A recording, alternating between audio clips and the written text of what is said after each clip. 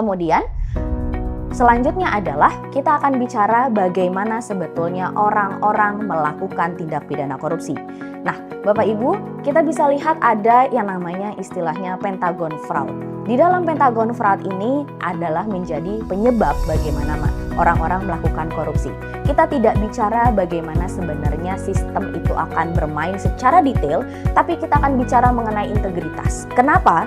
Karena disinilah integritas kita akan dipertaruhkan, Bapak Ibu semuanya. Ada 5 yang kita kenal dengan nama Pentagon Fraud.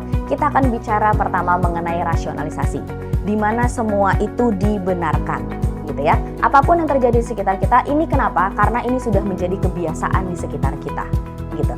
Contohnya adalah kita bisa lihat ketika ada seseorang yang terbiasa menerima sesuatu yang bukan haknya, itu dianggap terbiasa, dianggap benar. Kenapa? Karena bisa jadi orang sebelumnya atau bahkan atasan kita pernah menerima hal yang sama.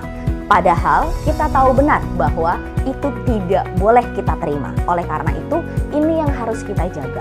Kita harus bisa membedakan dan memisahkan dengan tegas bahwa kita tidak menerima apapun dan tidak membenarkan hal-hal yang biasa terjadi.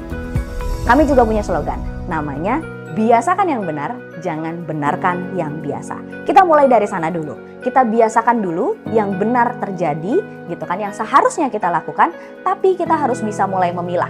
Jangan sampai kita melakukan sesuatu yang salah, itu sudah biasa terjadi, kemudian kita benarkan. Nah, itu yang harus kita hindari. Lalu kedua, kita akan bicara mengenai arogansi. Bagaimana kita serakah, bagaimana kita merasa bahwa kita adalah superior, bagaimana kita merasa bahwa kita memiliki segala jenis kewenangan yang bisa mempengaruhi segala hal di dalam kehidupan kita. Nah, ini yang harus kita tekan, ini yang harus kita turunkan. Supaya apa? Supaya ini tidak menyalahi dari capability atau kemampuan, kewenangan yang kita miliki, kekuasaan yang kita miliki, jabatan yang kita miliki. Kenapa? Karena semua kemampuan, semua kewenangan, semua jabatan, apapun sahabat pembelajaran yang miliki sekarang saat ini, semuanya memiliki potensi yang sama untuk melakukan tindak pidana korupsi. Ingat, koruptor tidak mungkin bekerja sendiri, sahabat pembelajar. Koruptor akan selalu bekerja sama dengan orang lain, minimal berdua, dan bisa lebih. Oleh karena itu, sekali lagi saya tekankan, setiap jabatan yang kita punya, setiap kewenangan yang kita punya potensi yang sama untuk melakukan tindak pidana korupsi. Tergantung bagaimana kita bisa menjaganya. Kenapa? Karena sekali lagi, koruptor itu sangat jeli melihat kesempatan atau opportunity yang terjadi.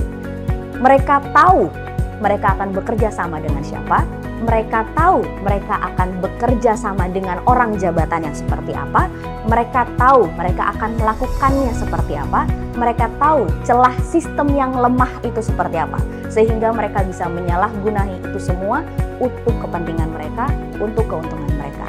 Inilah kenapa integritas itu menjadi penting untuk kita jaga selalu. Nah, kemudian kenapa akhirnya orang-orang ini melakukan tindak pidana korupsi? Lagi-lagi tidak hanya sekedar rasionalisasi, tetapi juga ada pressure, ada tekanan, baik itu tekanan dari internal maupun tekanan dari eksternal. Kita akan coba gambarkan atau plotting gitu ya. Internal ini kita bicara dari internal instansi kita.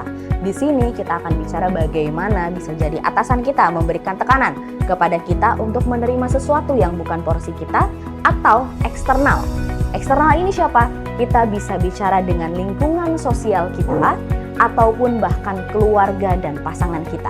Hati-hati, anak dan pasangan di rumahnya sahabat pembelajar itu juga bisa menjadi pemicu untuk melakukan tindak pidana korupsi. Karena tidak jarang para koruptor melibatkan keluarganya, melibatkan pasangannya, melibatkan anaknya, bahkan keponakan dan sepupunya juga ada yang dilibatkan. Itulah kenapa keluarga sendiri pun juga bisa menjadi salah satu pressure untuk kita sebagai ASN bisa melakukan tindakan yang benar atau tindakan yang salah. Oleh karena itu, pemahaman integritas tidak bisa hanya dimiliki oleh kita sebagai ASN, tetapi pemahaman integritas juga harus dimiliki oleh seluruh keluarga kita, lingkungan sosial kita, termasuk juga teman-teman kita di lingkungan sosial, teman-teman kita di lingkungan kerja.